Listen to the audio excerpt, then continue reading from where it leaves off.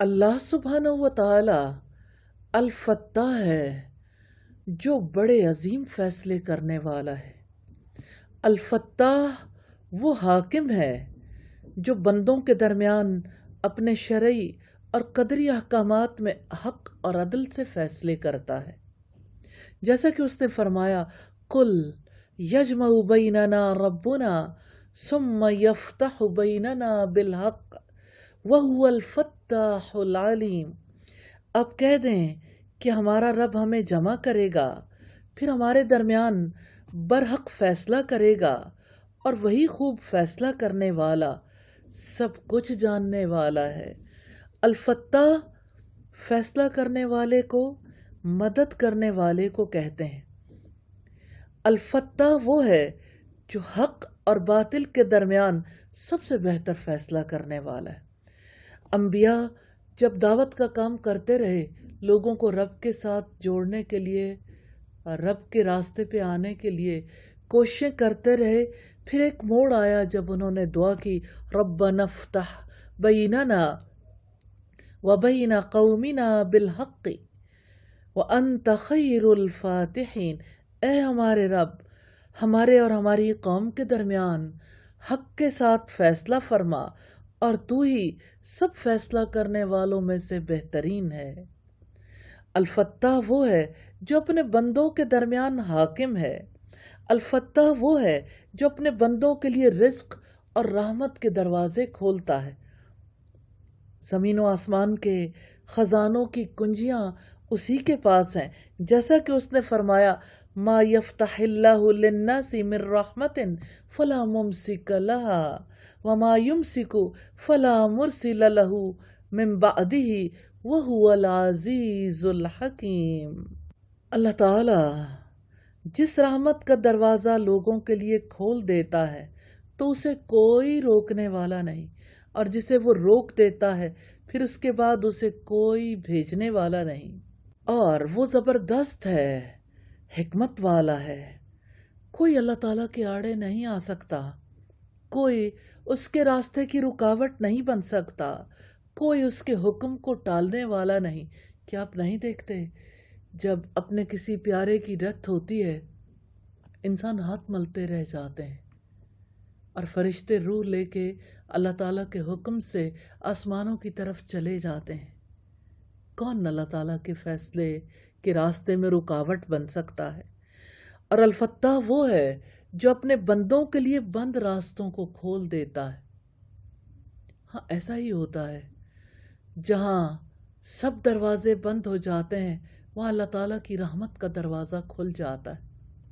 آپ یوسف علیہ السلام کے لیے دیکھیے، بھائیوں کے دل میں کیسے بغض تھا، اپنے بھائی کو راستے سے ہٹانا چاہتے تھے۔ انہوں نے تو راستہ صاف کیا تھا باپ کی توجہ حاصل کرنے کے لیے۔ پھر کیا ہوا؟ اللہ تعالیٰ نے جو خواب دکھایا، اس کے بعد بند راستے کو کھول دیا۔ کیسے غیر محسوس تدبیر کی، کنویں کے راستے سے عزیز مصر کے گھر، پھر جیل خانے میں، پھر اللہ تعالیٰ نے اس بند راستے کو کھول دیا، مصر کے اقتدار تک پہنچا دیا۔ کیا اللہ تعالیٰ نے انبیاء کے لیے، صالحین کے لیے بند راستوں کو نہیں کھولا؟ کیسے نبی صلی اللہ علیہ وسلم جب لاک ڈاؤن میں چلے گئے، جب شیب ابی طالب میں آپ کو محصور کر دیا گیا، تو اللہ تعالیٰ نے کیسے نئے راستے کھول دیا۔ طائف گئے تھے، طائف والوں نے بھی دروازے بند کر لیے، تو یثرب کا دروازہ کھل گیا۔ سبحان اللہ۔ اور پھر اب دیکھیے کہ اسلام کی سربلندی کے لیے دعوت اللہ کا راستہ کیسے کھلا۔ 6 ہجری میں صلح حدیبیہ ہوئی۔ اس وقت کتنے زیرک لوگوں کو بھی لگا تھا کہ ہم نے ایسی شرائط پہ معاہدہ کیا ہے جس کی وجہ سے ہماری سبکی ہوئی ہے، لیکن اللہ تعالیٰ نے دعوت اللہ کے دروازوں کو کیسے کھول دیا تھا۔ رب العزت نے فرمایا اِنَّا فَتَحْنَا لَكَ فَتْحًا مُبِينًا، یقیناً ہم نے آپ کو ایک کھلی فتح عطا کی ہے۔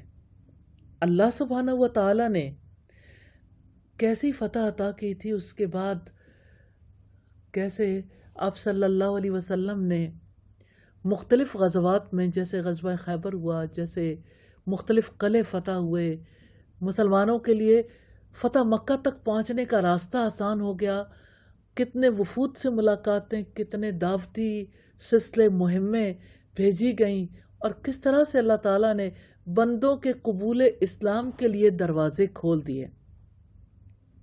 الحمدللہ۔ تو الفتاح وہ ہے جو توبہ اور مغفرت کے دروازے کھول دیتا ہے۔ الفتاح وہ ہے جو اپنے بندوں کے دلوں اور آنکھوں کو کھول دیتا ہے تاکہ وہ حق کو دیکھ سکیں۔ الفتاح وہ ہے جو اپنے مومن بندوں کے لیے جنت کے دروازے کھول دے گا۔ الفتاح وہ ہے جو نصرت عطا کرتا ہے، فتح و کامرانی سے نوازتا ہے، جیسا کہ اس نے فرمایا نصر من اللہ و فتح قریب، اللہ تعالیٰ کی طرف سے مدد اور قریبی فتح ہے۔ اللہ سبحانہ و تعالیٰ نے اپنے رسول کو حکم دیا کہ اللہ تعالیٰ کی طرف سے فتح و نصرت آنے پر اس کا شکر ادا کریں، اس کی حمد کے ساتھ تسبیح بیان کریں، جیسا کہ سورہ نصر میں فرمایا اذا جاء نصر اللہ والفتح ورأیت الناس يدخلون فی دین اللہ افواجا فسبح بحمد ربک واستغفرہ انہ کان توابا۔ جب اللہ تعالیٰ کی مدد اور فتح آ جائے اور آپ دیکھیں کہ لوگ فوج در فوج اللہ تعالیٰ کے دین میں داخل ہو رہے ہیں، تو آپ اپنے رب کی حمد کے ساتھ تسبیح کیجئے اور اس سے بخشش مانگیے، یقیناً وہ ہمیشہ سے بہت زیادہ توبہ قبول کرنے والا ہے۔ الفتاح سے تعلق کیسے قائم کریں؟ الفتاح پر ایمان لانے کا تقاضا ہے کہ اللہ تعالیٰ سے محبت کی جائے، کیونکہ اسی کے ہاتھ میں ہر چیز کی چابیاں ہیں، اسی کے ہاتھ میں علم ہے، ہدایت ہے، خیر ہے، رحمت ہے اور رزق کی چابیاں ہیں، تمام بند راستوں کی کنجیاں اسی کے پاس ہیں۔ یقیناً وہ جو ان تمام چابیوں کا مالک ہے، وہ یہ حق رکھتا ہے کہ اس سے محبت کی جائے، اس سے تعلق رکھا جائے، اس پر توکل کیا جائے، اس کے سوا کسی سے امید نہ باندھی جائے، اس کے سوا کسی سے دعا نہ کی جائے۔ الفتاح پر ایمان لانے کا تقاضا ہے کہ اللہ سبحانہ و تعالیٰ کا خوف رکھا جائے، جس کے سامنے بندے نے قیامت کے دن فیصلے اور حساب کے لیے کھڑے ہونا ہے۔ اس دن وہ اپنے بندوں کے درمیان حق اور عدل کے ساتھ فیصلے کرے گا۔ جب بندے کے دل میں یہ خوف پیدا ہوتا ہے تو اس کی وجہ سے وہ ہر طرح کے ظلم سے بچتا ہے، خاص طور پر وہ دوسرے انسانوں پر ظلم کرنے اور ان کے حقوق میں زیادتی کرنے سے بچتا ہے۔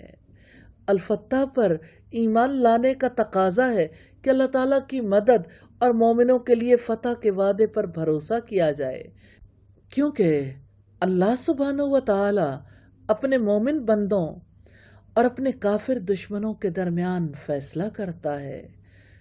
حقیقت یہ ہے کہ کامیابی اور اطمینان الفتاح کی جانب سے ہے، اور بندہ مومن کے یہ لائق نہیں کہ وہ اللہ تعالیٰ کے فیصلے اور مدد میں دیر ہونے پر اس سے مایوس ہو جائے، کیونکہ اس پاک ذات کی مدد اور فیصلے کی تاخیر میں بھی حکمت ہے۔ اسلام کی مناسبت سے بہترین دعا سورہ الفاتحہ ہے، مقبول دعاؤں میں سے ایک ہے۔ اس کے بعد جو دعا مانگی جائے وہ قبول ہوتی ہے۔ ہم اللہ تعالیٰ سے سوال کرتے ہیں کہ اللہ تعالیٰ اس عظیم نام کے توسط سے اپنی رحمت، اپنے فضل اور اپنے خیر کے دروازے کھول دے۔ الہی، دنیا میں ہمارے دلوں کو اپنے دین یعنی اسلام کے لیے لوگوں کے دلوں کو کھول دیجئے۔ الہی، دنیا میں ہمارے دلوں کو اپنے دین اسلام کے لیے کھول دیجئے، اور آخرت میں ہمارے لیے جنت کے دروازے کھول دیجئے۔ الہی، ہمارے دلوں کو ایمان کامل اور یقین صادق کے لیے کھول دے، ایسے یقین کے لیے جو دلوں کے اندر راسخ ہو جائے۔ الہی ہمارے لیے ہدایت کے دروازے کھول دے اور اپنی رحمت کے خزانے ہمارے لیے کھول دے، اپنے کرم کے دروازے کھول دے۔ الہی ہم پر اپنی نعمتوں کے دروازے کھول دیجئے۔ یقیناً تو سمیع ہے، مجیب ہے، تو دعاؤں کو قبول کرنے والا ہے، تیری عطا کو کوئی روکنے والا نہیں، تو جو چاہے کر سکتا ہے۔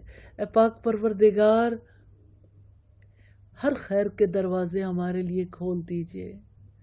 آمین ثم آمین۔